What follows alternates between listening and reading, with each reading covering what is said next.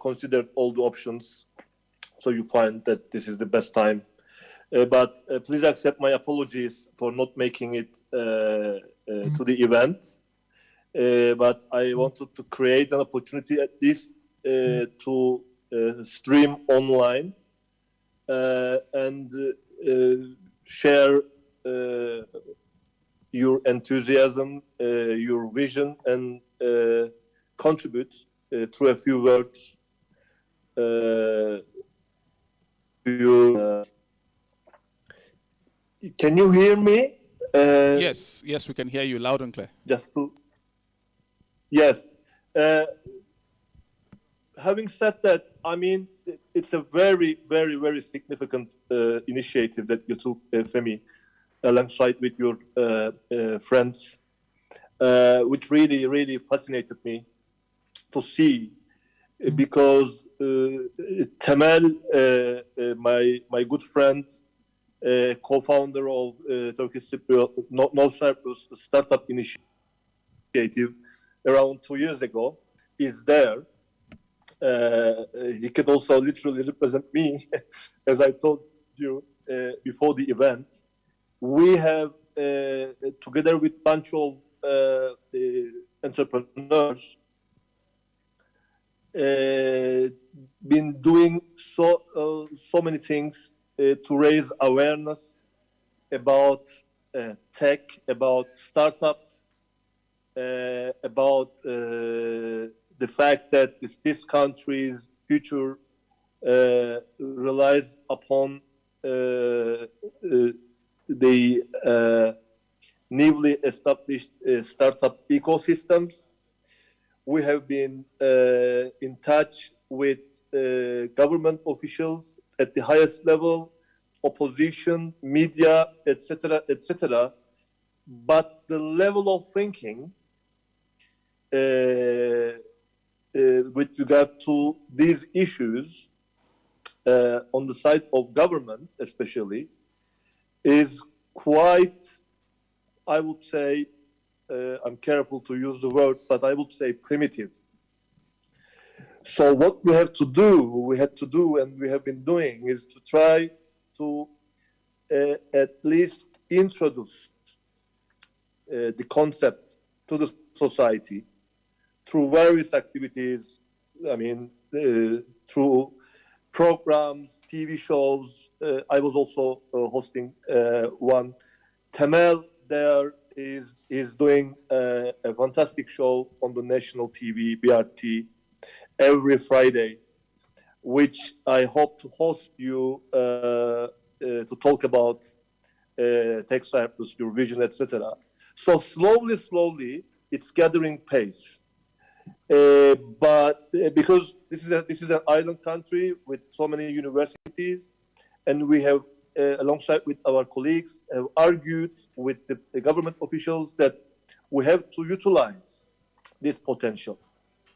There are so many computer engineering, computer informatics, a lot of related field studies in different universities, but there's no connection between the private sector and students and universities.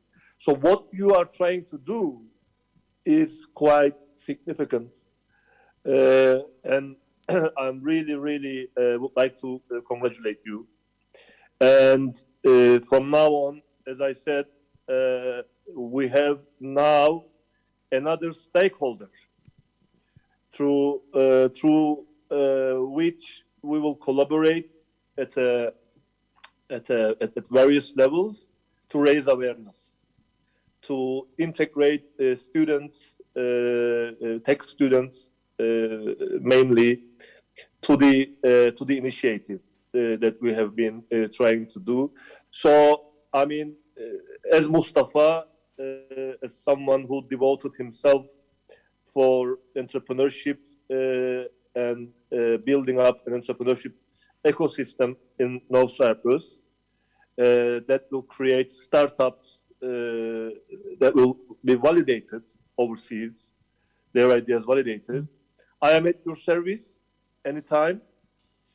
So I don't wanna take time of other people. I just wanted to share these remarks. If you have any question or any point whatsoever, I'll be very happy to address. Okay, thank you very much, Mr. Mustafa. We will take questions much later at the end of the event. But thank you very much. Thank you so much for taking our time to share these remarks with us. Thank you. I wish a great success in your initiative. Thank you. Very quickly, we'll also hear from Mr. Ashraf. He's the current president of Voice Cyprus, and he has a goodwill message for us. Like I said, all of this is important because this is a quite significant event, and I also think it is the first time it's been done, particularly in the international student community. And it's important that we document these things, that we tell our stories, that we show others coming behind us how we did it. Perhaps they also can replicate our success. Is Mr. Ashraf ready? All right. Ashraf, we can hear you. You're welcome. Is my voice clear? Yes, very clear. You're welcome. Thank you very much, Femi. First of all, thanks to everyone for coming to this event and making it, and thanks for inviting me also to give some remarks in the beginning. First of all, I really have to commend you and commend everyone who is working to organize this event and organize this community, and who helped set it up. Because as Mustafa said before me, it is a really important event. It's a really important initiative.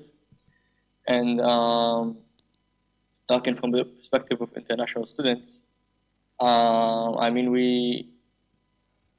there is a huge untapped potential in the TRNC for technology and for startups and for this whole field that is so wide.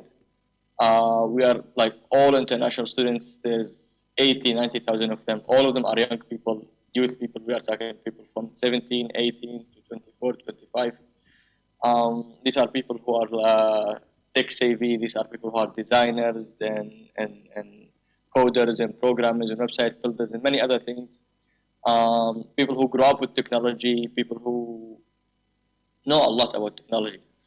And unfortunately, hopefully it can change from today, it can change from this initiative, but unfortunately there's been little done, especially when it comes to international students in the past years when it comes to supporting startups or supporting tech community and this field.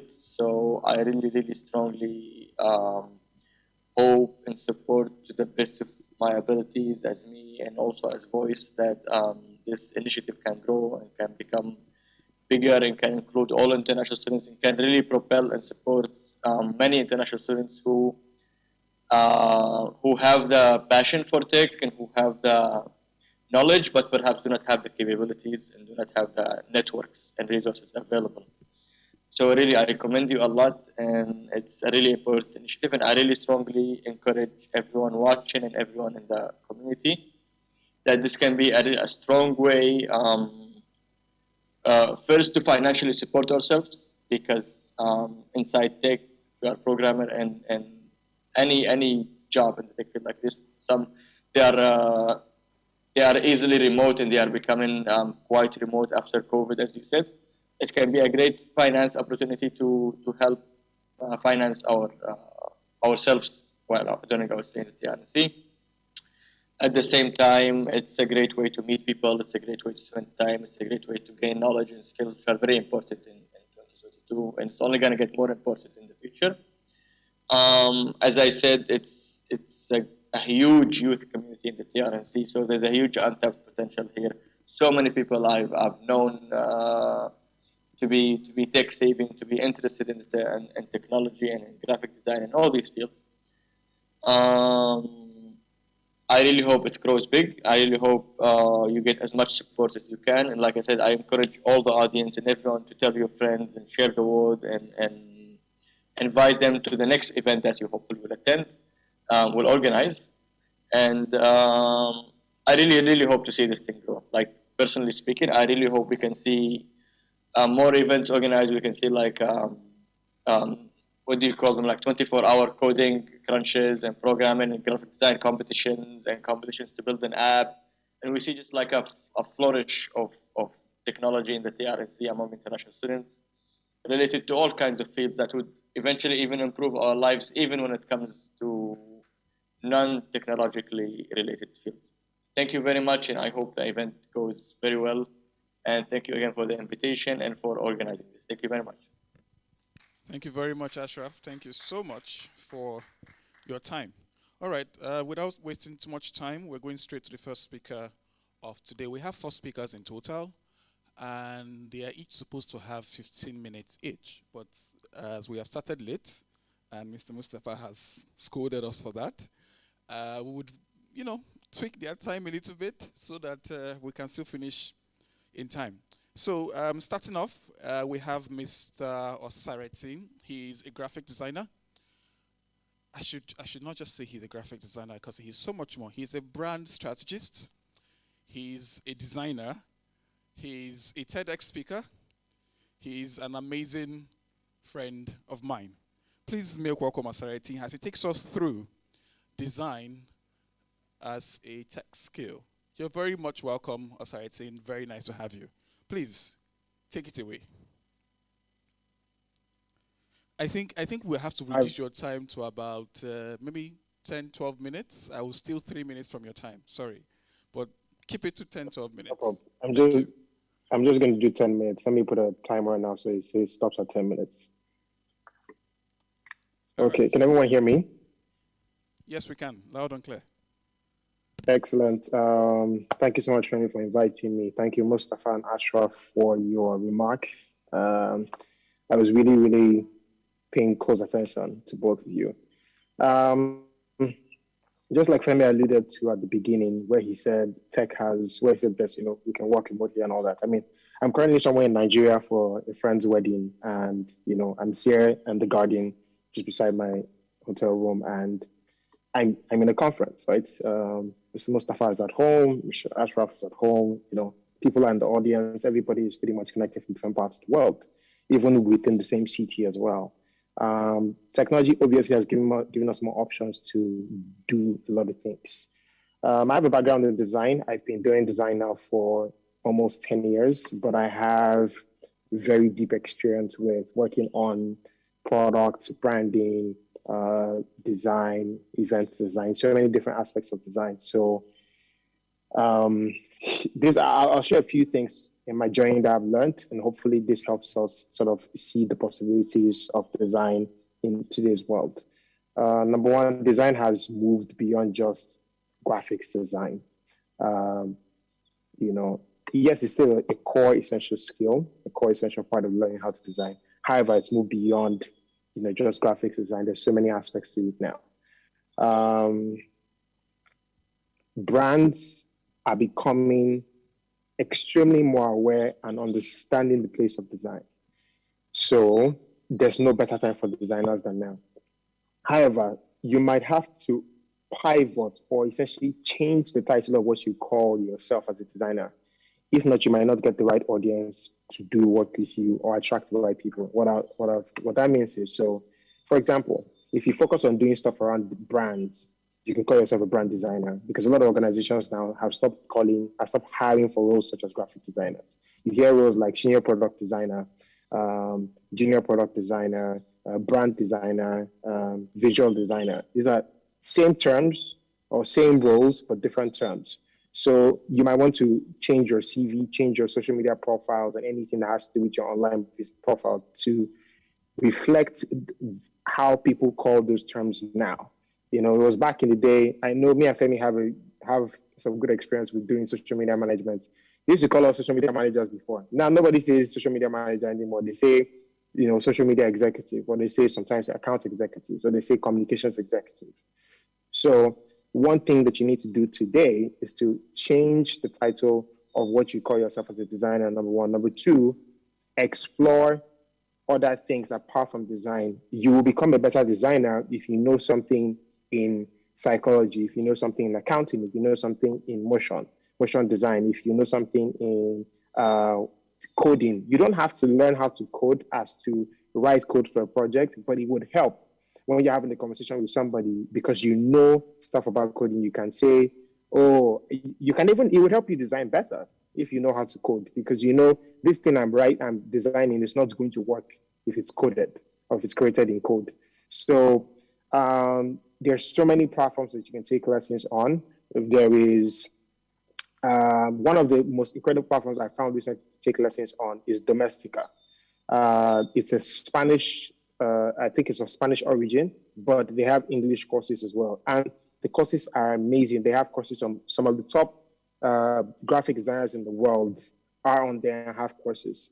And whether you're a senior person or a junior person or just starting in your career, it's important to keep learning. That's another thing you must always do. Keep learning. Don't stop learning. Don't say, because I know this thing, I'm not going to learn it again. I'm still taking courses in logo design. I'm still taking courses in motion design. I'm still taking courses in branding, because you don't want to stop learning. Even if you know it, you have to keep learning. You cannot stop learning. Like, you just can't stop. It has to be a lifestyle. You have to come. So this is how I think about it. Approach work with experience, but have a mentality of a learner. Don't come to the table with pride. Come to the table with humility that, hey, I'm here to learn from you as much as you are here to learn from me, right? Me and Femi were always on the phone, bouncing at each other. Femi is an experienced designer. He has vast experience. Till tomorrow, we still talk to each other on the phone to say, bro, I'm trying to solve this particular thing. How do I go about it? Oh, let me call you a video call and show you this thing. Because we both have our DNA is to learn every time. I'm always on YouTube, asking questions on YouTube, how to do this. And this is, I think, would be one of the biggest takeaway for everybody, especially for people who are just starting. Ask questions. Even if the person is tired of you, ask questions. Now, but go beyond asking questions to human beings and ask questions to technology. Use Google to your advantage. I've always said that Google is the oracle. Use Google to your advantage. Ask Google questions. Ask Google questions. Look for YouTube videos. They are short 5-second videos. Ask questions. But beyond asking questions and taking from the world and asking questions and learning more stuff, learn to also give back to the world.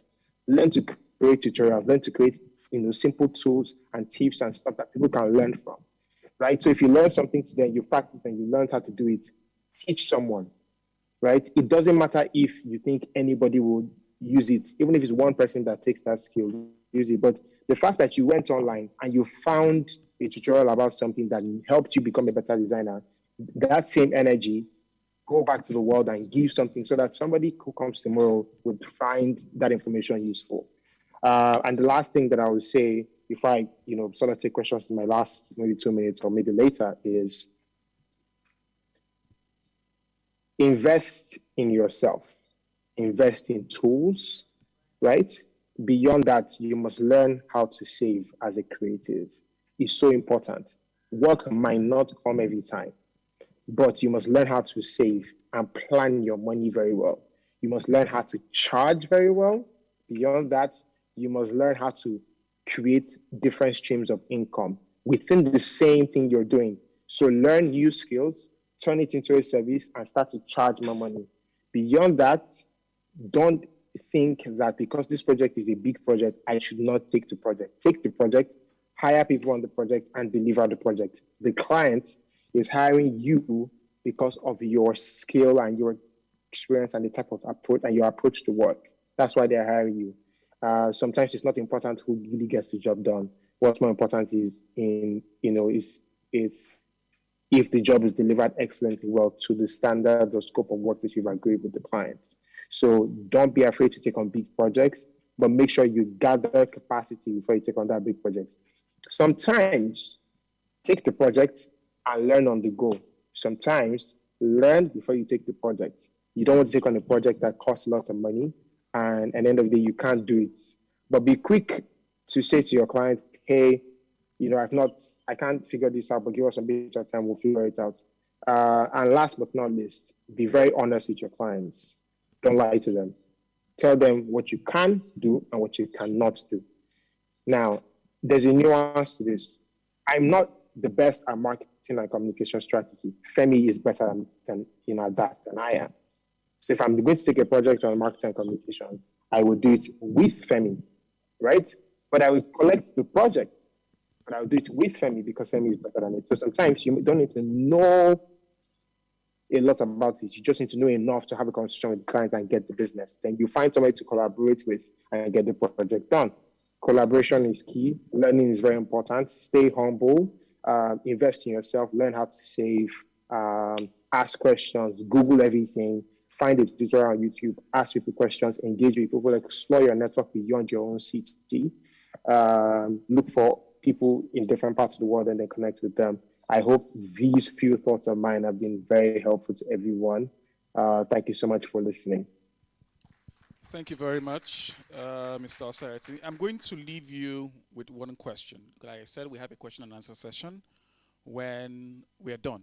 But I'm going to leave you with this so you can think about it, and then we'll come back to this.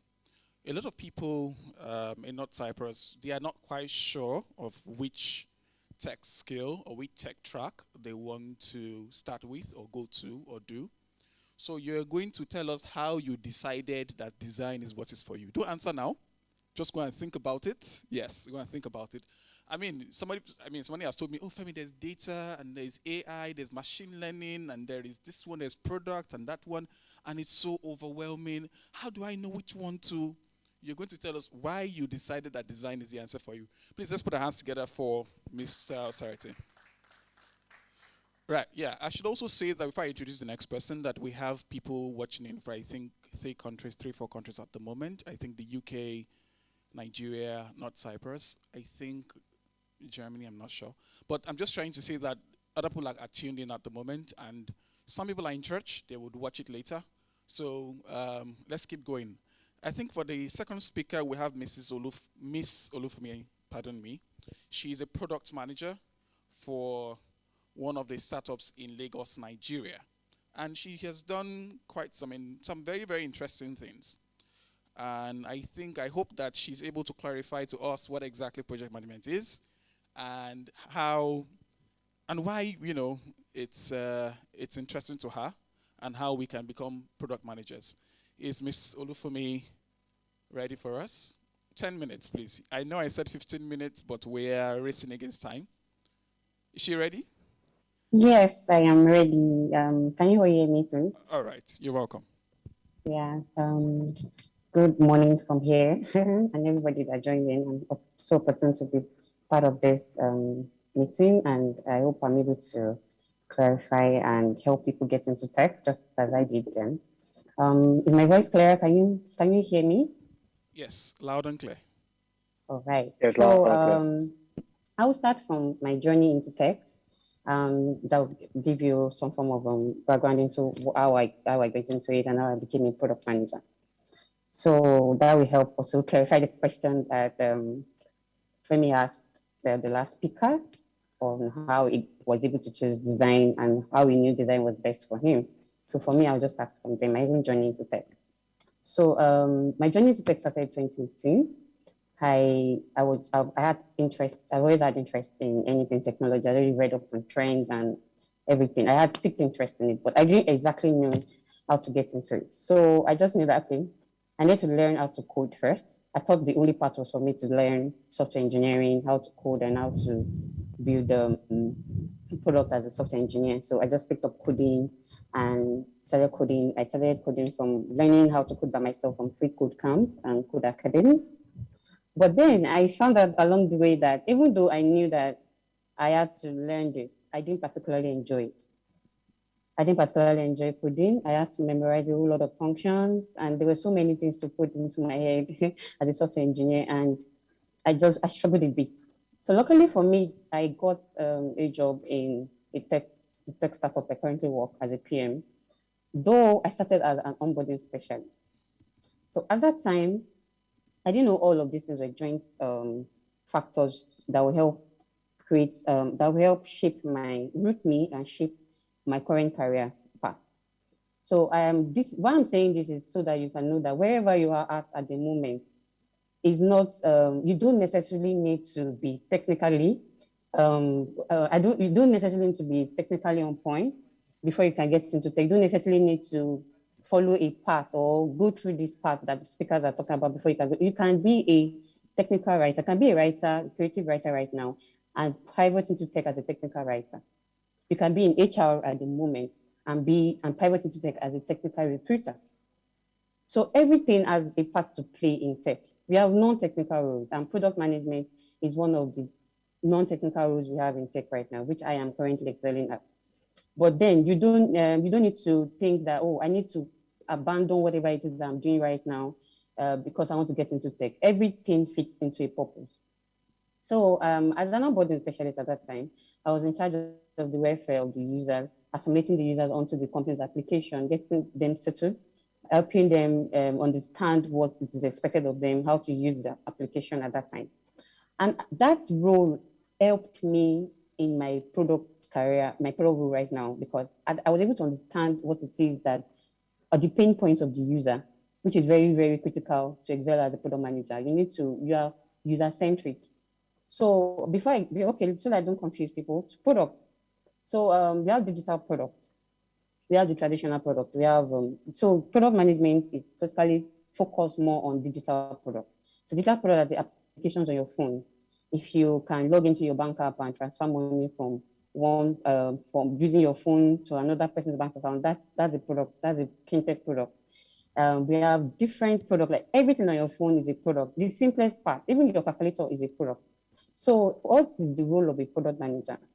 The product manager is in charge of guiding a team and building parameters and planning on how that product will be successful, taking that product through the 7 stages of lifecycle management, life cycle, which is from inception to launch. Of course, focus mainly on the user. If a product is launched and you can't, and of course, there are so many parts to play. The product manager is not working alone inside.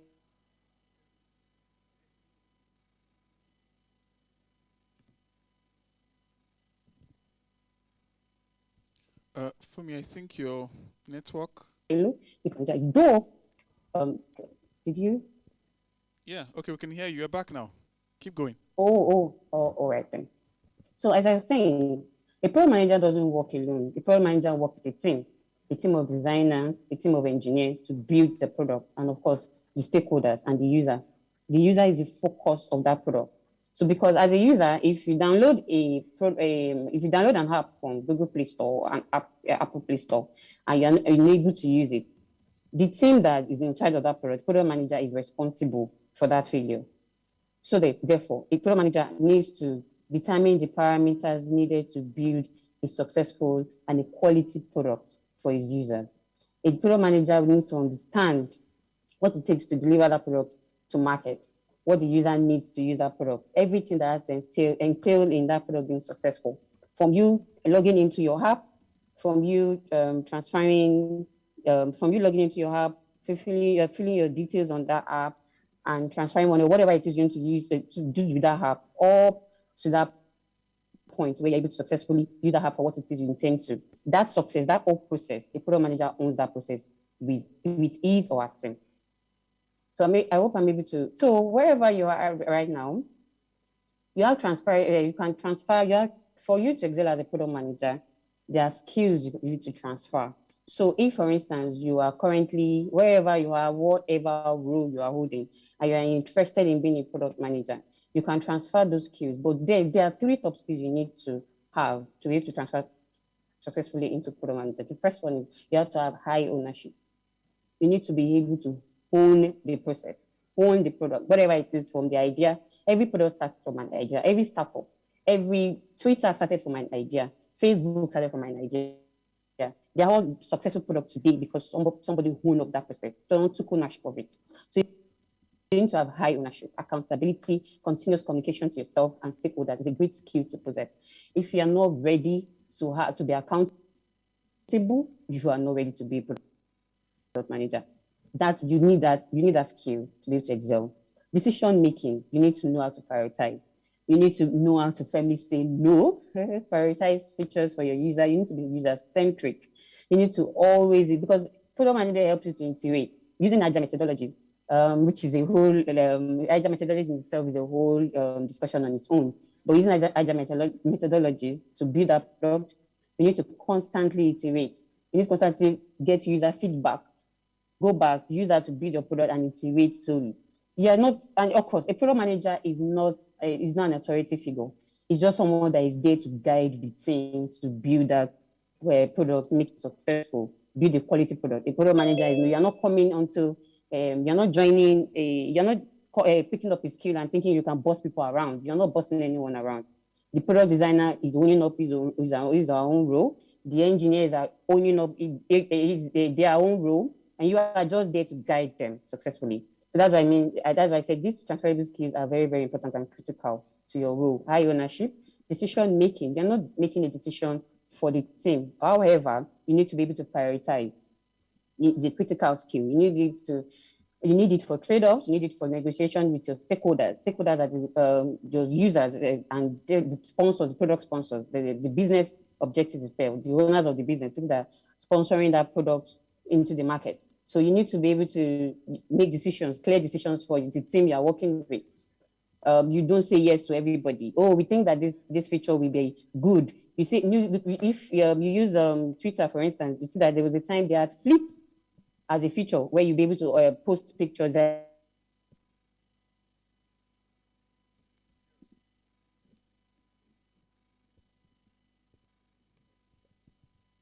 Hello, like a Fumi? store or whatever the case may be. Yeah, sorry. All right. Am I communicating? Yeah, you froze for a minute there. You have about 1 minute to just let you know. Wow. Please keep going. All right, then. So, Thank you. yeah, ownership, decision making, and impact driven. You have to be impact driven. You have to, just like high ownership, you need to know that you are making an impact in that team. Basically, yeah, that's all you need to excel as a product manager. You're in charge of guiding your team, the team you're working with, to build quality products, digital quality products. That's it for me. Thank you. Because you have any questions afterwards, I'm able to answer. Okay, please don't leave. We have a question and answer session after everybody has spoken. Thank you very much for me. Please let's put our hands together.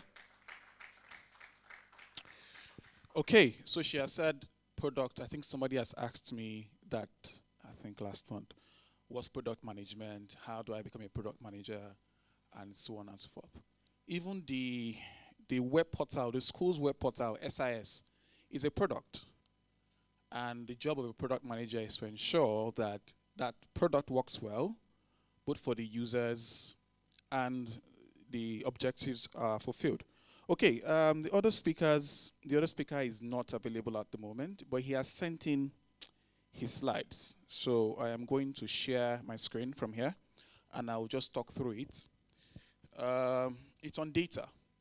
And I think it's one of the interesting aspects of tech that has come to be. Because of how the world is going, data has become so critical to the world that we live in everything. We hear of autonomous cars, that's cars that can drive themselves. The reason why that is possible is because of data. We hear of phones that can do what is literally magic. I mean, who would have imagined that you are walking down the road and your phone is counting your footsteps the phone is in your pocket. What makes that possible is data. And so we have data, big data, data tools, and so on. Data is the lifeblood of an organization. It fuels people, processes, and technology. And it's a very, very wide field. Data, there's data analytics, data management, data science, and so on, data security. There's many fields that you can branch into. You don't necessarily have to go the entire 9 yards, but if you do choose to, there are very, very many lucrative opportunities that are there. So I've said that there's structured data. These are data that come with a clearly defined pattern that makes them, easily searchable. Warehouse data, data generation by humans and machines, your phone number, your pension ID. So for example, the reason why you can go into SIS and and log in with your school, your student number or so, it's because there is structured data. Someone had made that happen from the back end. Okay, now what opportunities are in data? Business intelligence, which is descriptive analysis, predictive analysis, and so on. I think that there is a video here. I don't know if it's going to play, but I will try because I really want us to get the best from this session before I add my 2 cents to it. Okay, just a minute, please. I really want to see if this is going to work.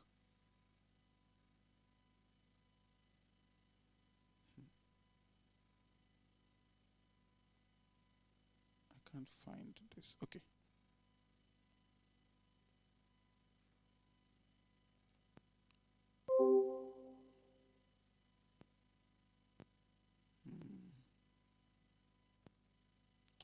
Okay. I think I finally got it. Is that playing? Is there any audio? I think.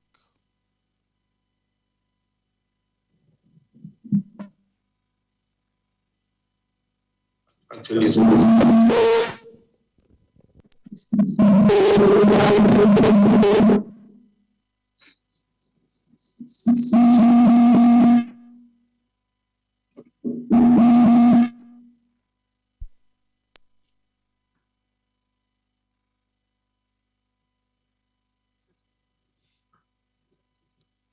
Is that playing on there?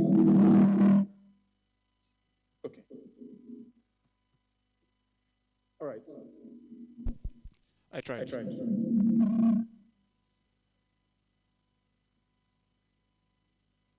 Okay, so I tried. Right.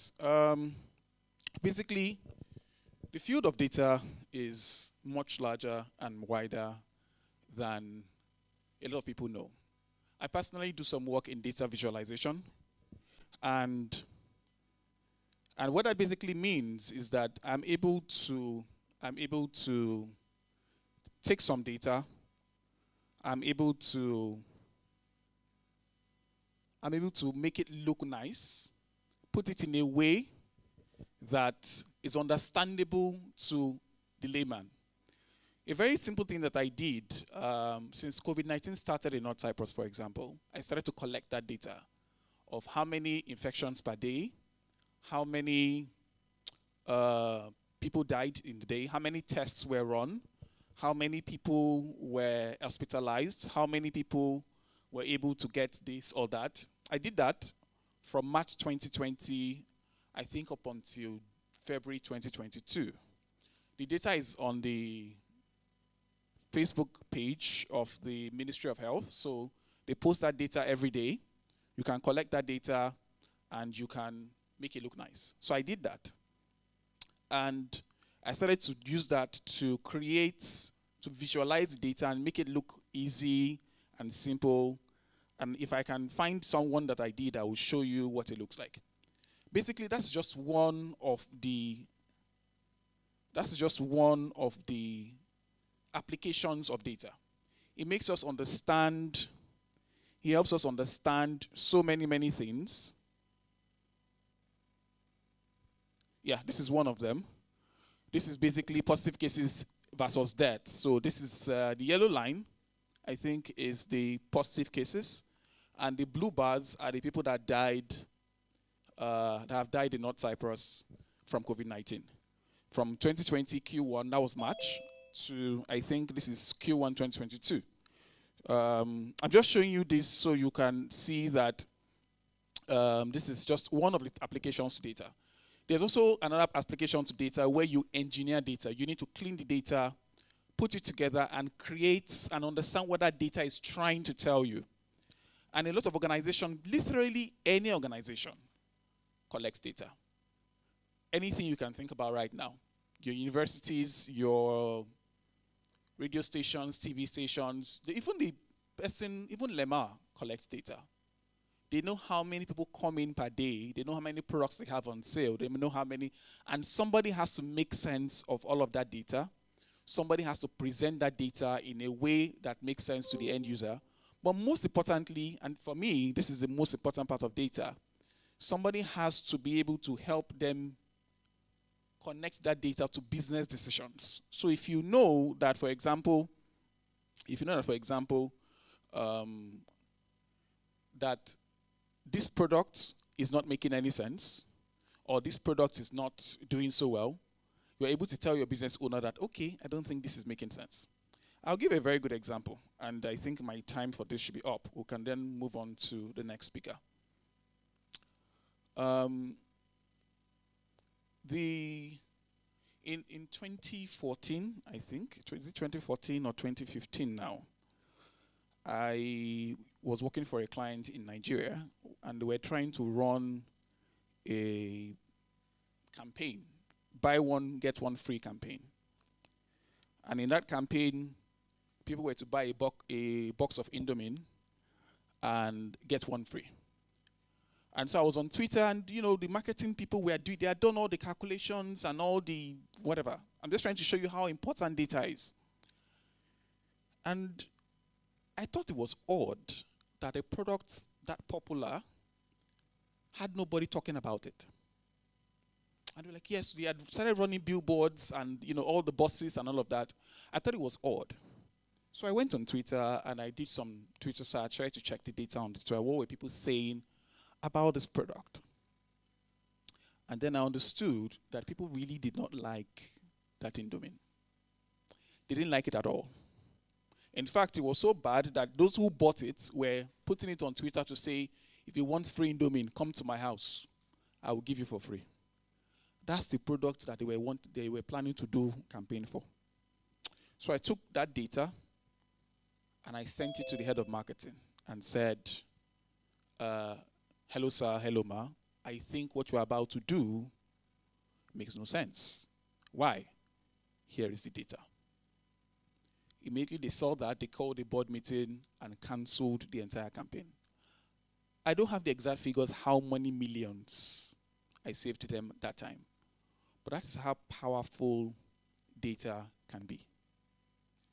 It's also interesting that, people say, we as international students, we say a lot of things. That, we are very many on the island and so on and so forth. I hear some comments, they say, oh, these Nigerian students, they are so many and everything. Well, we are a lot, but we're not quite as many as you think we are. And how do I know that? Data. Data is very important in making structured information, in getting information and making decisions on this. Mr. DG would come back to us during the question and answer session to let us know more about data and in the field of data and how you can get into data. Like I said, it's a very interesting field. My younger sister works in data, so I know how interesting it is. All right, moving on to our final speaker for today. Before we move on to the question and answer session, please, if you have question and answers, write them somewhere, put them together, and we can go along. Our last speaker for today is a content developer. Content writer, content developer. She's been in the crypto and blockchain space for, I think, 3 years now.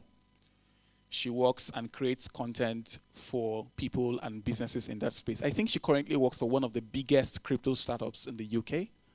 I'm not sure if they are the biggest, but I know it's one of the biggest startups in the UK in the crypto space. I'll let her introduce herself. Please make welcome Mrs. Chibuzo. Are you there? Yes, I am. Can you see me? No, I thought you were in Nigeria because everywhere is just dark. Oh, okay. So I think, no, I am not. I'm actually going to leave now so that I don't cause any more problems. I have left. So we're not quite sure we can't see you. We want to see you, please. I don't know what's happening, actually. Can you just give me 2 seconds? Let me try. All right. Okay. I'll just keep talking and let's know when you're ready. The thing about content is generally, everybody wonders what is content, what is content. Let me tell you how powerful content is. Have you ever gone to Google and said, how to drive my car? Or how to fry plantain? Have you ever, or places to, where to go for holiday in North Cyprus? Have you ever Googled such a thing? And then Google gives you some answers.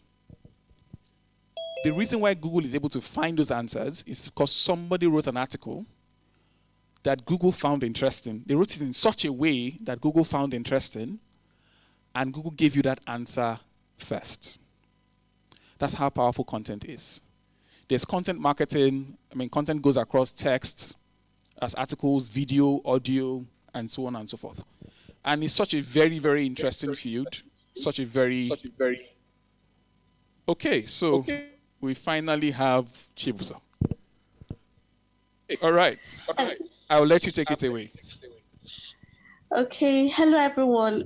Sorry about that slight glitch. Can everyone hear me? Loud and clear. We can also see your 10 kilowatt smile. You're on mute, Femi. I didn't hear what you said. You're on mute. Okay. Yeah, can you hear me now? Hello? Oh dear. You can't hear me? But if you can hear me, go on. Go on if you can hear me.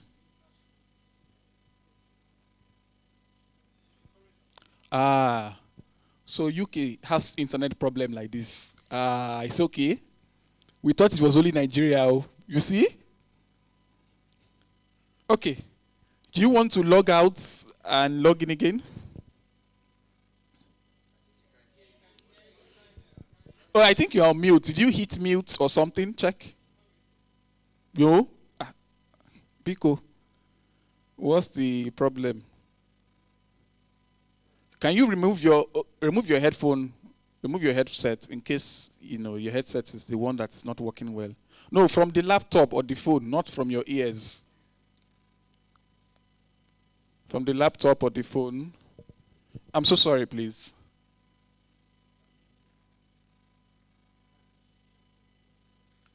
Okay, maybe can she rejoin, come back and join us again? I really want us to hear from her. Can she? Yes. It is today is today. Today is today. But anyway, the point of all of this is I have asked each of these speakers to share with us very, very briefly on what they currently do in tech and answer some of these questions that we have, so that it's easier for us to make decisions and choose what we want. Okay, can you hear me now? I can hear you loud and clear. Very good. So you're welcome. Take it away, please. I am so sorry. I don't know what happened. So, like I was saying, my name is Chibuzo, and I am a content specialist. I have grown from being a content developer or a content writer. Femi, I am now a content specialist.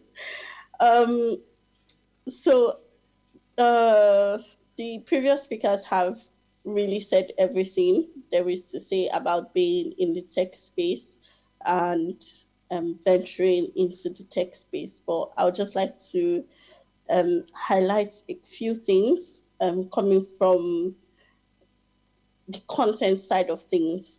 So when many people, hear that someone is a content writer or a content developer, they have this notion of, is it not just to write? It's just writing, isn't it?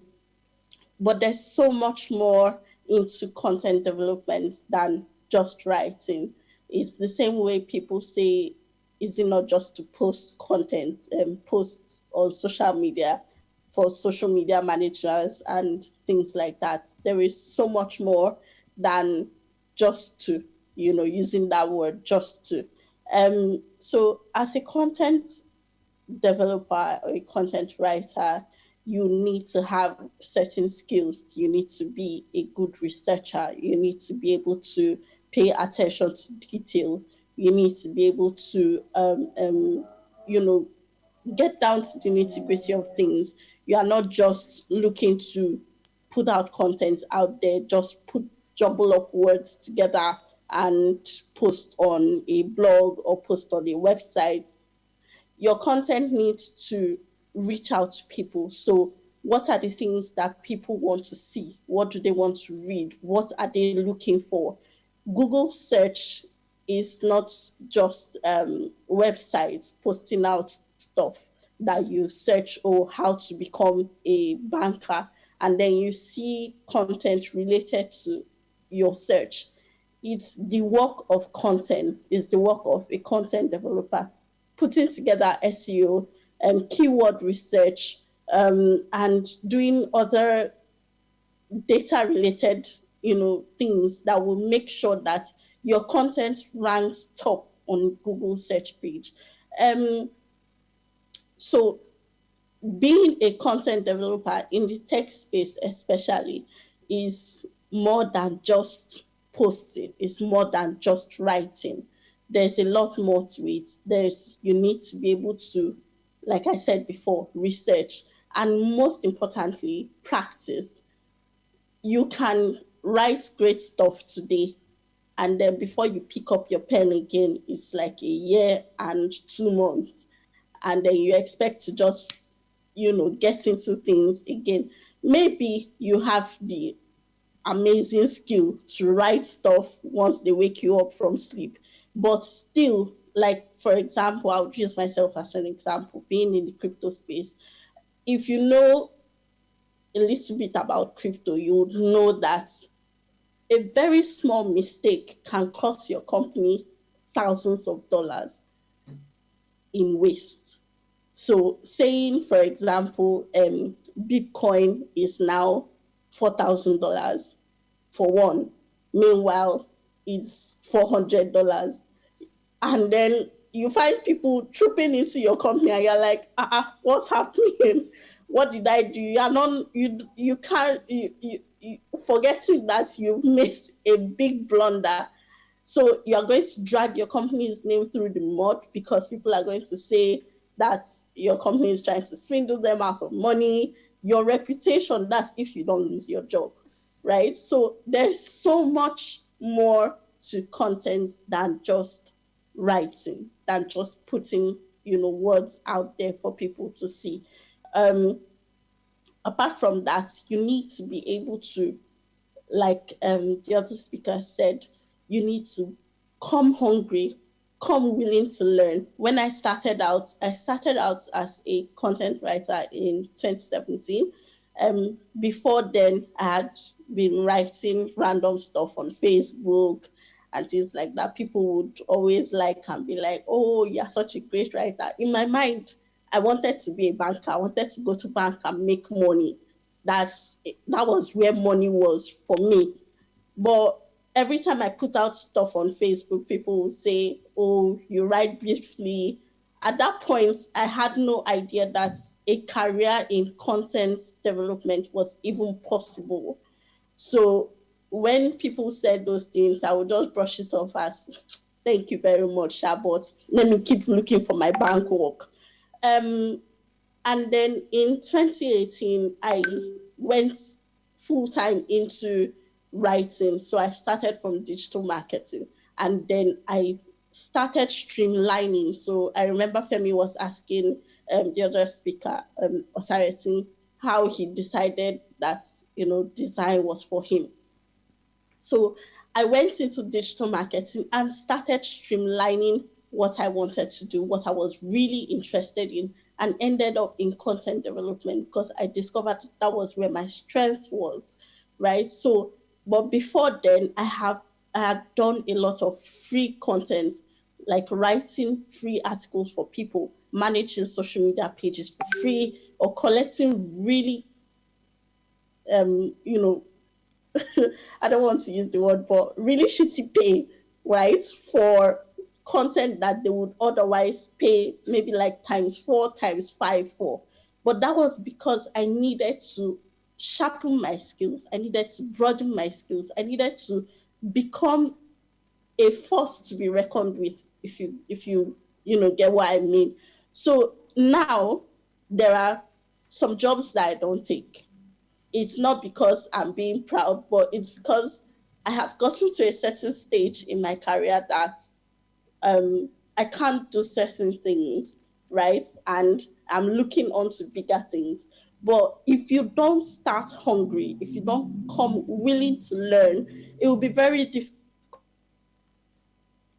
for you to grow as a person, especially in the tech space. And like they also said, you need to be able to collaborate. You need to be able to work with other people. Femi and I have worked on a couple of projects before. Nothing fancy, nothing too big like that, but still it's something. He knows that, okay, if he needs content created, he knows that I'm here, and I know that if I need design or data stuff, I know where Femi is. Even if we don't have the skills that we're looking for, we know people that know people. He's my guy, you're my guy, and that kind of thing. So be willing to learn, communicate, and collaborate. Those are like the three main pillars of being able to work in the tech space. And to add to being willing to learn, you need to practice. Practice. If you are not practicing, there's every likelihood that that skill that you're trying to hone will be watered down. You will lose it. So even if you were born with the ability to sing like Madonna or whoever, if you don't practice, some of these musicians, if they tell you how many hours a day they practice, you would be surprised. If you don't practice, you lose your skill. So that's the same thing with everything else. Data analytics, graphics designing, content development, web development, and so on and so forth. You need to practice, you need to do your research, you need to be able to communicate and collaborate with other people. I don't know if there's anything else, and I don't know how much more time I have left, but these are the main things I really wanted to share and put across to everyone. Getting into the tech space is easy if you have the right skills, if you learn the right skills, if you are willing to put in the work. Please, if you are not willing to put in the work, just know that it's going to be really hard for you to survive in the tech space. But if you are willing to put in that work, like I said before, where I am now as a content specialist is not where I started from. So I've put in the work. Femi has put in his work. I know a lot of other people have put in their work, from being nobody to their voices being heard in certain spaces. So there are communities that's where you mention a person's name and everybody is like, yes, this person knows what they are doing. They didn't just start, yesterday. They've put in the work behind the scenes for years and years. Femi was talking about starting remote work some years ago. That was kind of the same thing with me. In 2018, I told my boss one day that Lagos traffic stress is not for me. I can't do it. So I want to start working from home. And he was like, oh no, that's not possible. Every other person comes to work every day, so I have to come to work every day. And I was like, okay, let's reach a compromise. 3 days a week, I'll come to work. I'm doing the work from my house. It's not as if I wouldn't be working, but I am. So why exactly do I need to come to work? And then fast forward to 2019, I left the job because it was really stressful. I moved from Lagos and moved to a different city. And then COVID-19 happened, and guess who came to look for me again? My boss.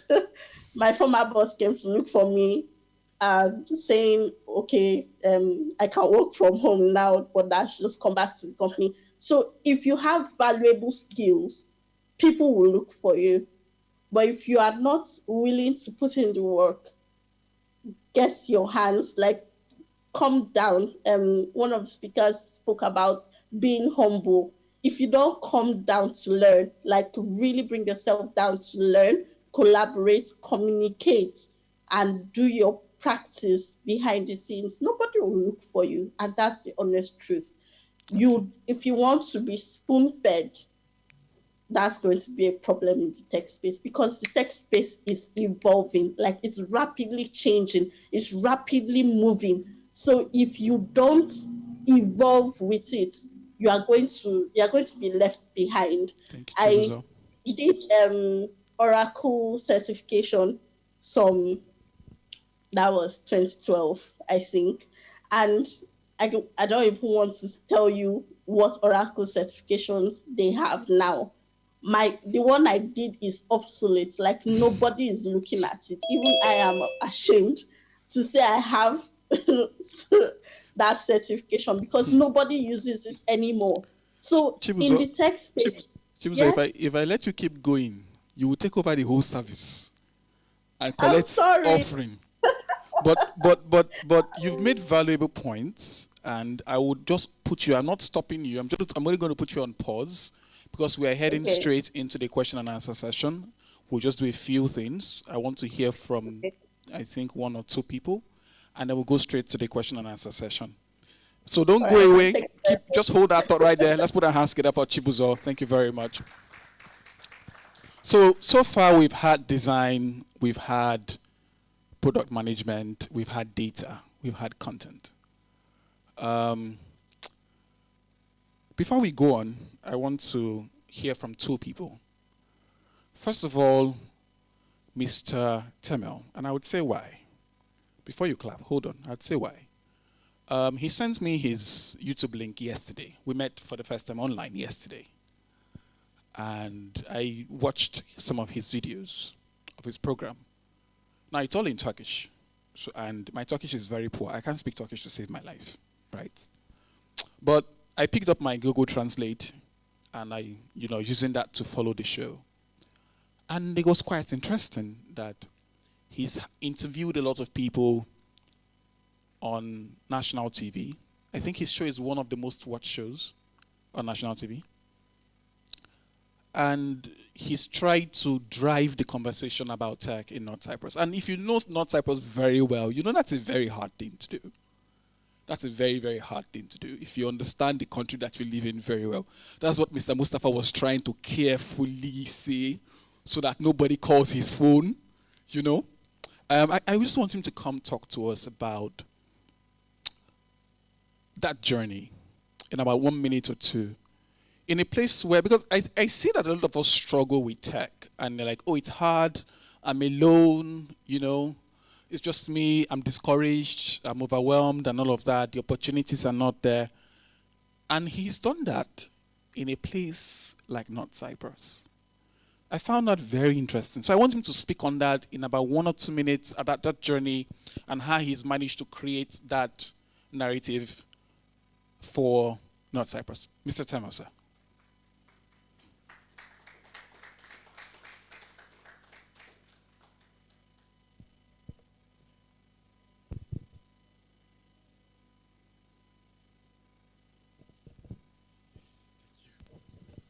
Yes, hi guys.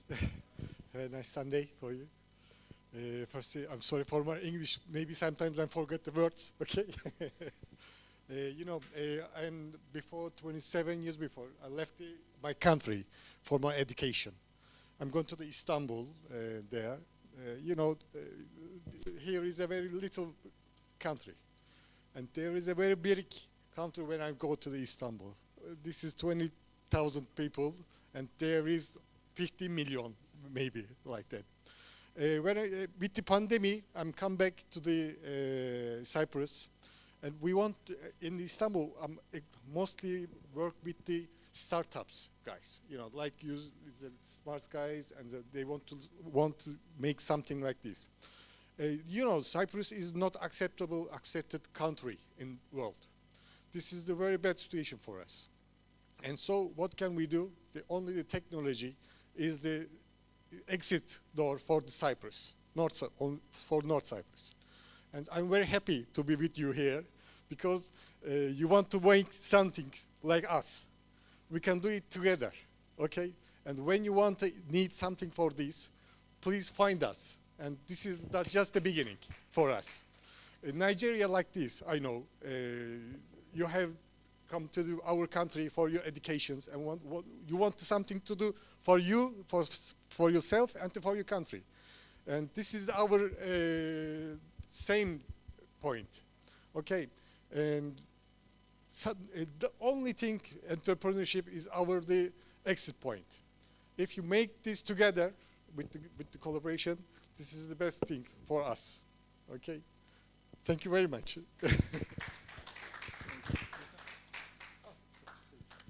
Thank you very much. I don't know if you heard, but he did say he left Istanbul to come here.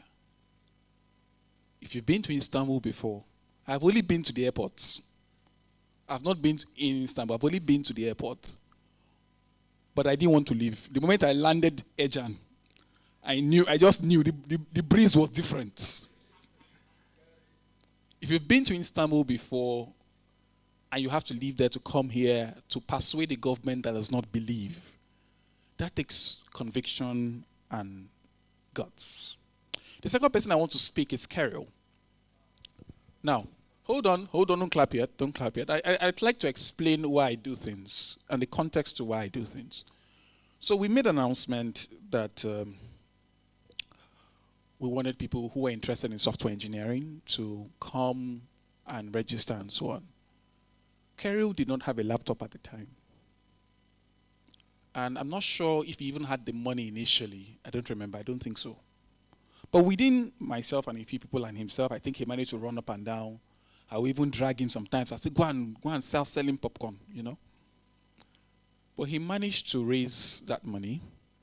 I don't know where he got a laptop from.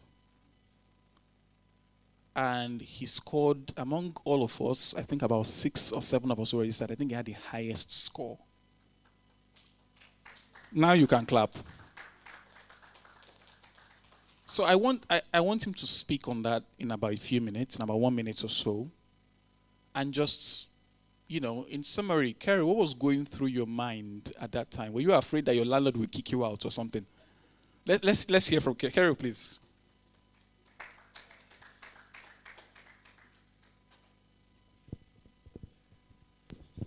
Hi guys. So very quickly, I think so I'm a design enthusiast, but I've always wanted to learn how to code or get into software engineering. So, but the self-taught thing doesn't really work for me. I need some kind of structure, and so when Mr. Obasa announced the all school program, yeah, I felt like that was a great opportunity to learn from scratch, and also it was the opportunity was there to I think study cloud engineering, which was a field I had also been sort of getting interested in, and so it was like the perfect opportunity, and the opportunity almost passed me by, but I think I just resolved that, you know, whatever the case, I was going to make this work, and I tried to do what I could. And currently we've started at all school. I think this is the 3rd week, and it's going good, I guess. Thank you very much, Carol. Please, let's clap for Carol so that next time I invite him to come and talk, he will come. Now, for the moment we've all been waiting for, I think we have about 20 minutes left.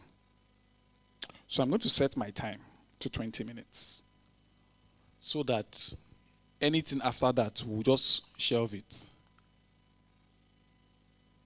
Yeah, so if you're online, offline, wherever you are, the time has started. 20 minutes countdown has started to the end of this event. Please send in your questions. Of course, I'm going to start from people that are physically here, but YouTube, Telegram, Twitter, wherever you are, please send in your questions right now. And I will take it from there. If you have a question, if you're in the hall here and you have a question, please raise your hand. And I think you should also let us know who your question is for so that we can address it appropriately. Okay. Any question? Because I have, so I want to see. Anybody, any question on all that he have said? You are still thinking about it? Or you are not sure? Don't be shy. It's just 20 minutes we have for this session and that's it. Okay. My first question would be to Chibuzo. And I would say why. And I think, Osarity, if you're still online, you would also answer this question alongside the first question that I gave you. Chibuzo mentioned that she moved from Lagos to another city. She moved to one of the states in the east, Enugu, from Lagos. And then from Enugu, she was working remotely. From Enugu, I think last year or so, was it last year or 2 years ago? I don't remember now. She moved from Enugu to the UK, where she's also working remotely. Now, the whole idea of Tech-TRNC is to say that we can work remotely. Since I came to North Cyprus, I have never had to look for a job. I say this everywhere I go. I got a job, even though I wasn't looking for a job, I got a job once. I wouldn't mention their name, but I would say it in such a way that Mr. Temer would know the company. I think Mr. Mustafa would know. They are one of the largest newspaper companies in North Cyprus, and they print in English. You know them, yes? Exactly. That's all I need to say. You know, here you have to be wise, you know? So I worked there for a week, and I realized very quickly that it was not for me. It was not for me at all. They did not understand where I was coming from. They did not understand that the world has moved. You know, they have some very weird ways of doing things. So, Chibuzo, the question is, working remotely as a, in the tech space, how has that been for you? And can you share, in a few minutes, share one challenge that you had, just one, and how you resolved that challenge? Chibuzo, over to you. Yeah, okay. So, can everybody hear me? Sorry, let me know how to say mistake. We can hear you. We can hear you. Don't worry. We can hear you. Okay, that's great. So, when I was in Nigeria, the first company I was working for was in Singapore. And since I've moved to the UK, I've moved from that company to another one. So one of the biggest challenges I've had with working remotely is being able to strike a balance with work, life, and family. That has been, like my biggest challenge. But aside from that, the positives of working remotely far outweigh the negatives. So I work at my own time. I set my pace. I am able to schedule my work to fit around everything else. And another beauty of being in the content space means that I'm able to work when I want, basically. My contract says 9 to 5, but I can decide, okay, I'm going to work from 5 a.m. to, say, 10 a.m. today, and then I have the rest of the day off.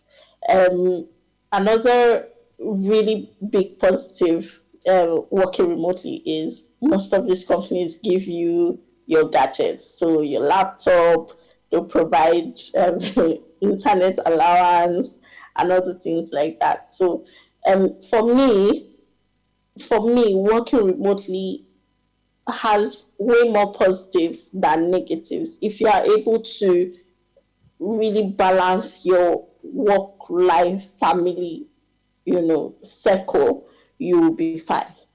It's just you need to. So, like I said before, I started working remotely since 2019. So I've had a couple of years to adjust my lifestyle. I've had quite some time to balance things up. So allocate time for work, allocate time for my family, and allocate time for myself. So I don't know if that answers your question for me. Yeah, it does. It does. Thank you very much. So the trick to getting new laptop now is to work remotely. Noted. If you want new laptop, get a remote job. That's the formula. Yes. All right. Osarity, I want you to come that can afford.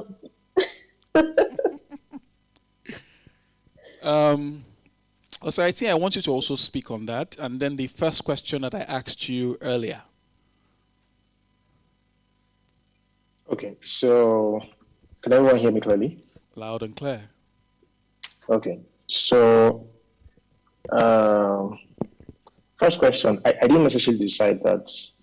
I just always wanted to be a designer. I always wanted to do design, but I didn't know essentially, at first I didn't know what route to take as regards to design, but I thought doing, what's the word now?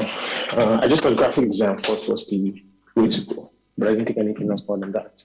And then I tried to do branding and then encountered different things and realized, okay, you could do, there's so many ways to, so many approach to design. So,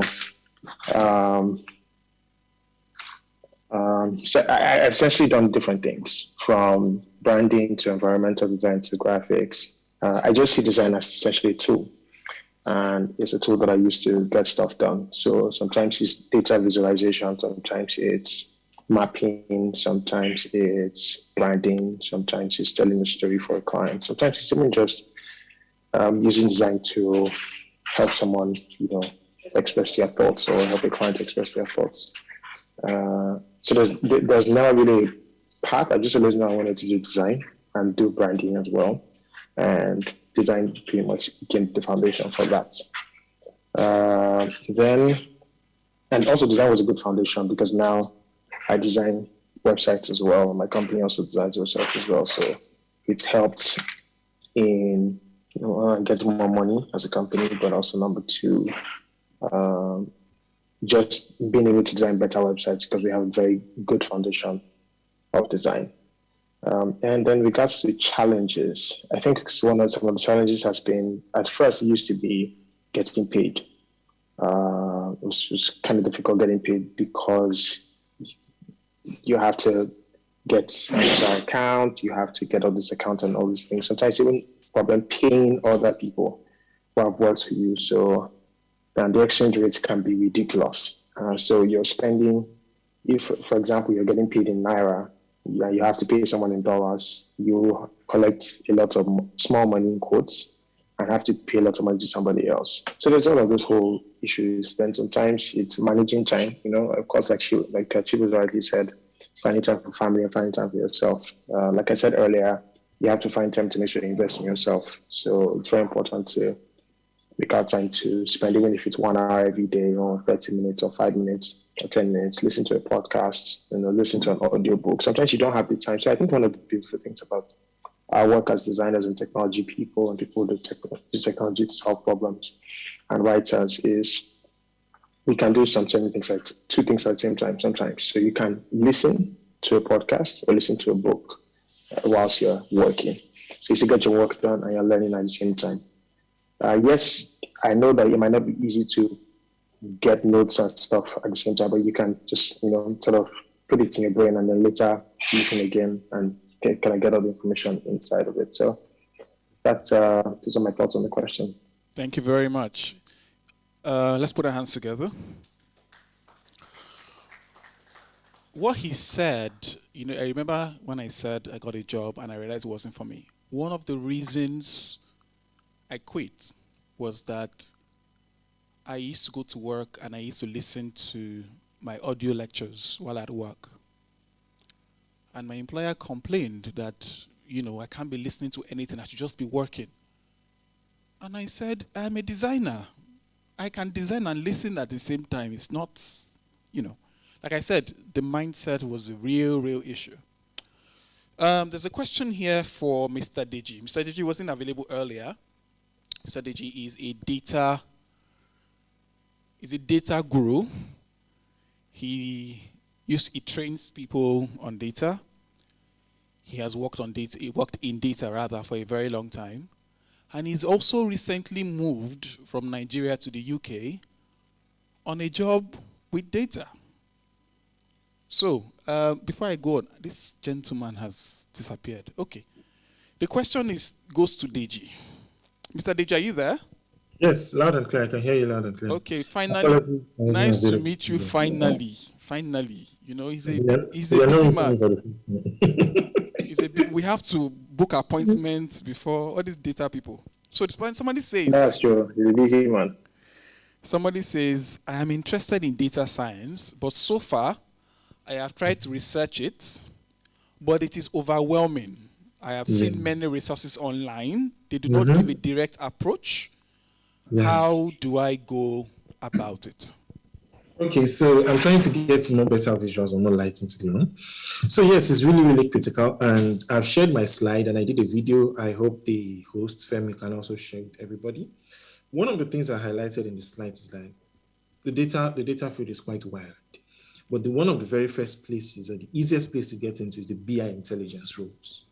So we have the BI intelligence roles. So if the data field, if we're going to be using like a pyramid, the base of the pyramid will be business intelligence roles. Then after business intelligence roles, we then have data analysts.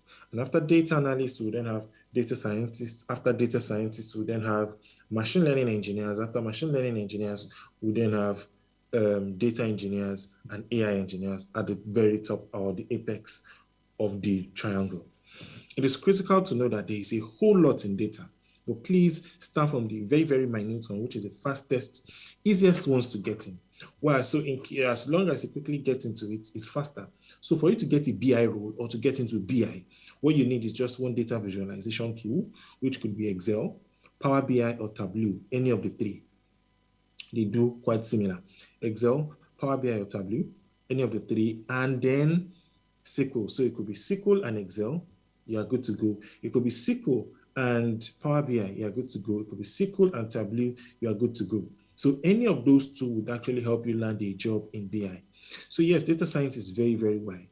But for BI, you have the data in the database. You are connecting your database to your Power BI or Excel or Tableau, and then you're doing visualizations, building dashboards, and then submitting reports. That would help you get closer to data analysts, and from data analysts to machine learning and the likes, or to data scientists and the like. So please remember, keep it at the very, very base of the ladder so you can easily get in. And believe me, because it's at the base of the ladder does not mean the pay is not good. The pay is still amazingly good. People who earn, because a BI analyst still earns more than a nurse, a BI analyst earns sometimes a little bit closer to what a doctor earns. So I tell you, once you get into the BI space, there's either a Power BI developer, and in the BI space, yes, there are different roles. You can come in as a Power BI developer, which is just Power BI and SQL. Come in as a Tableau developer, which is Tableau and SQL. Or you could just come in as a BI developer. So I think that actually does answer your questions. If there are more questions, I'm available. You could also always, in the slides, put how to reach me online, and I'm very, very available to actually answer all questions. Thank you very much, Femi, and once again, I apologize for coming in late. It's okay. We forgive you. You must send 2 rams, but we'll forgive you. Okay. Somebody just sent in a question. How do I deal with imposter syndrome? Now that's a very deep question. And to understand how to deal with imposter syndrome, you need to understand what imposter syndrome is. It's this mindset or this feeling that when you are in a place of value, in a place you consider important, you begin to feel as though you are not worth it, as though you don't merit it, as though you don't know enough to be there. So to bring that down to context, if, for example, Mr.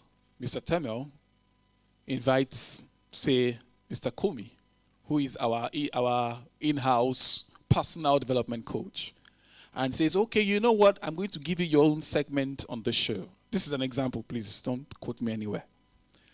And then Komi begins to feel, oh, I'm not worth it. I don't know enough. It's not me. I think the first thing to do because it's a mindset thing really, would be affirmations. Affirmations are very important. What you tell yourself are important. And for some people, they might need to repeat those affirmations every day or every hour, and to remind yourself that you are the real deal. You are the person that worked hard for this and earned this.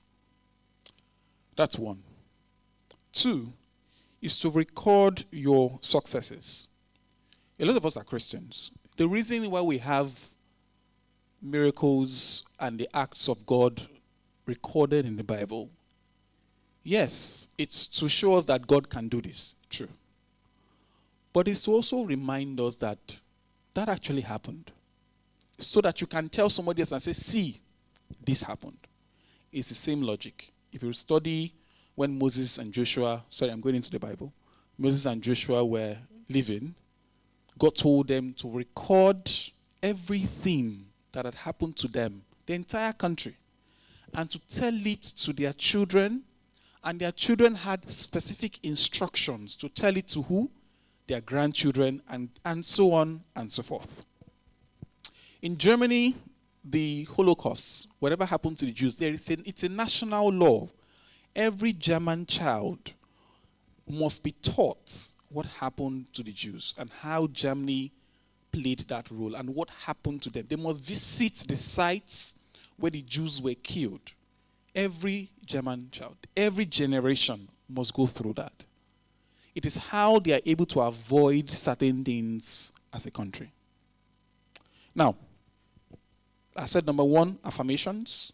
Number two, record your journey, record your successes.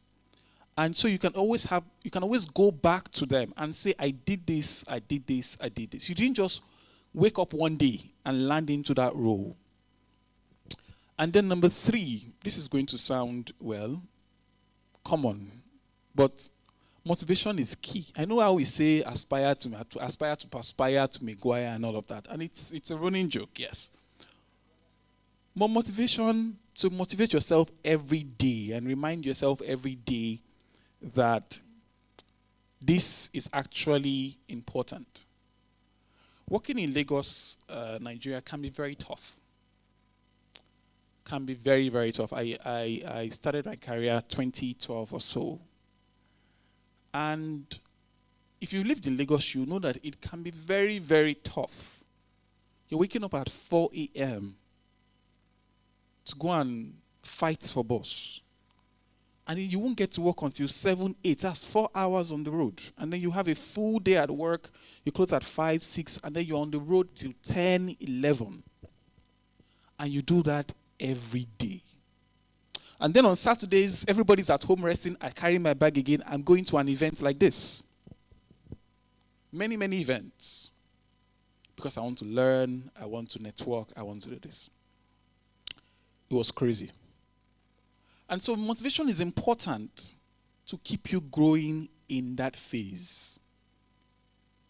However it will last, particularly on the island. Like I said, North Cyprus has its particular challenges. Mr. Temel has told us it's not recognized internationally. And the government is not interested in a lot of things. At the moment, we don't have a government. I hope you know. We don't have at the moment. But, and all of these things are there. Nobody's, it will appear as if you're on your own, nobody's with you, and so on and so forth. You have to find it within yourself to take it one day at a time.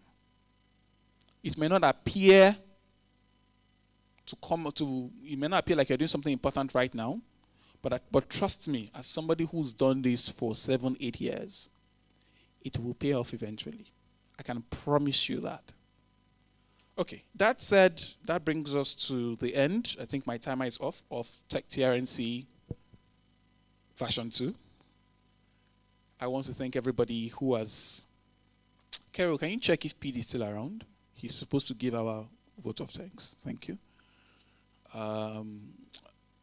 I hope that, like I said, there is a lot riding on this. I hope that this event has been useful to you as a person. By the grace of God, that's my wife. Please stand.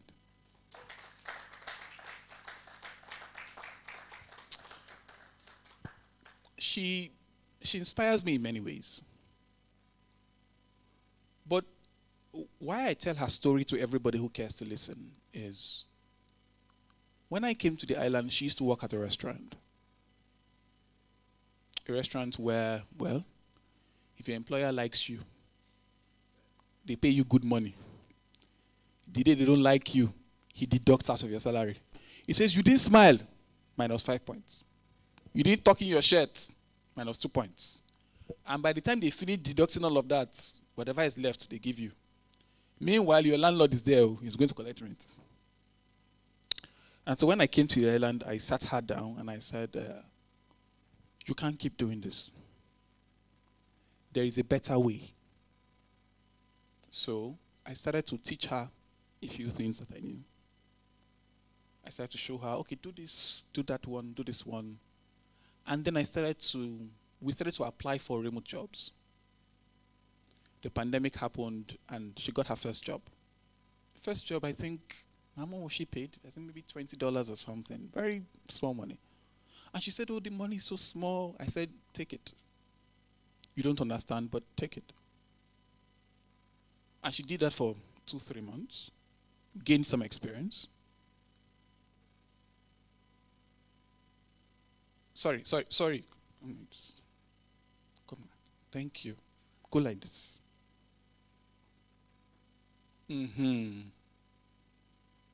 Thank you very much.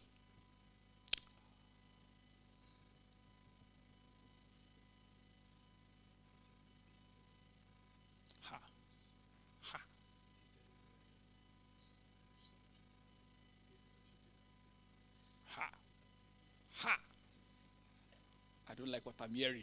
We will protests. Okay. So she took the first job and did that for like 2-3 months. And that ended. And then she took the second one. And her salary began to go up and go up and go up. And then she got the third one. At the moment, my wife works for one of the largest payment platforms in Lagos, Nigeria. That didn't just happen overnight. So, aside my personal story, I also have my wife's story. In 2 years, I'm not going to mention how much she was earning or whatever. Don't worry. That's husband and wife matter. Thank you. But I'm saying this to say that it is possible. We all know the situation on the island, the realities on the island. We all know how difficult it is to get a job. And even when you get the job, you're not even well paid. We know all of these things. Sometimes it's the employer's fault, but sometimes the employer too is struggling to make ends meet. All of these problems. I say this everywhere I go. I have never needed a job. And that has saved me from a lot of stress and hassle. And I know that you can also be in that position. Yes, they say North Cyprus is not recognized, this is that. See, nobody is going to ask you whether North Cyprus is recognized or not. What they're going to ask you is, can you design? Can you do data? Can you write content? That is what they're going to ask you. Whether you live in North Cyprus or not is a separate and is your business. I hope with these few points of mine, I have been able to convince you and, put you on the path to data science. Thank you very much for coming. Thank you very much for coming. Thank you for staying online, offline. Thank you so much, all our speakers, Mr. Mustafa, Ashraf, Osariti, Deji, Olufumi, Chibuzo. Thank you all so very much. I'm not sure if this is going to be in the news yet. Some people say they are going to. I'm saying this so that if you see your pictures online or in any newspaper, please forgive me, but we hope they tell our story. We hope that we can get more people on the path to tech. And we can continue to make an impact in North Cyprus. Thank you very much. Let's come and take a picture, please.